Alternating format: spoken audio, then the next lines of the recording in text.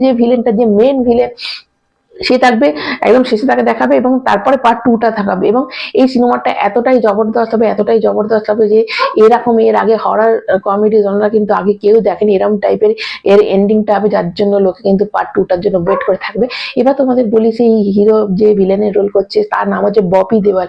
হ্যাঁ, তোমরা ঠিকই শুনেছো, ববি দেওয়াল। দেখো, সন্দীপ রেড্ডি বাঙ্গা যেভাবে ববি দেওয়ালকে ভিলেন হিসেবে প্রতিষ্ঠা করেছে, তারপরে কাঙ্গুবাকে তাতে অতটা না দেখা গেলেও কিন্তু দারুণ, পার্টটা কিন্তু ভালো ছিল। তাহলে অ্যানিমাল করেছে, কাঙ্গুবা করেছে, এরপরে কিন্তু এইটা নিশ্চয়ই ও হ্যাঁ করেই দিয়েছে। এরমটাই দেখো, একদম গোপনীয়তার সাথে কিন্তু শুটিং হচ্ছে, কোনো রকমে কাউকে জানতে দিচ্ছে না। এইসব খবর কিন্তু, এই আপডেট গুলো কিন্তু আসতে পরে চেঞ্জ হয়ে যায়, তো ওই হিরো না করলে অন্য হিরো করে, তবে ভেতরে কিন্তু খবর আসছে যে একদম 2টো পার্টে হবে। এবং এখানে কিন্তু ববি দেওয়াল সিনেমাটাতে কিন্তু অ্যাজ এ ভিলেন হিসাবে থাকবে, এরকমটাই কিন্তু খবর শোনা, মানে এরকমটাই খবর আসছে। এবং তোমাদের এটা জানি নাকি যে তোমরা অনেকে ভাববে যে পার্ট 1টা আলাদা একটা গল্প হবে, পার্ট 2টা আলাদা গল্প। যেমন ধরো ভুল ভুলাইয়া যেরকম ছিল, যে মঞ্জুলিকা ছিল, গল্পটা কিন্তু প্রতিটা পর্বে, প্রথমটাতে অক্ষয় কুমার ছিল, তারপরটাতে অক্ষয় কুমার আর থাকেনি, তো কার্তিক আরিয়ান ছিল। তো কিন্তু গল্পটা আলাদা আলাদা, 3টে পার্টের যে গল্পটা আমরা দেখেছি, তো আলাদা আলাদা গল্প রয়েছে। কিন্তু এই ক্ষেত্রে কিন্তু সেটা হবে না।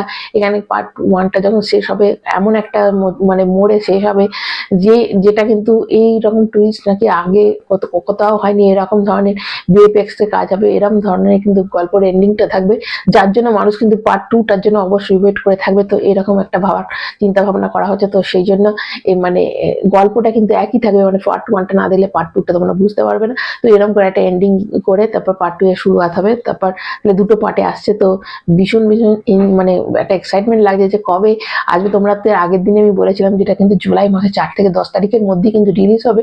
এর মাঝে কিন্তু এবার আস্তে আস্তে সব গান টান আরো গান বেরোবে।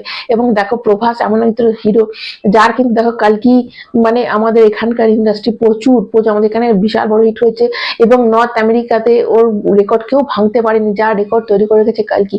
তো মানে প্রভাস এমন একটা হিরো, সে ফার্স্ট ডে 100 কোটি কালেকশন সে করিয়ে দেয়, তারপরে সিনেমাটা যত ভালো হবে তত তার এবার বাড়তে থাকবে। সেটাই মানে ও 100 কোটি কিন্তু করিয়ে দেয়।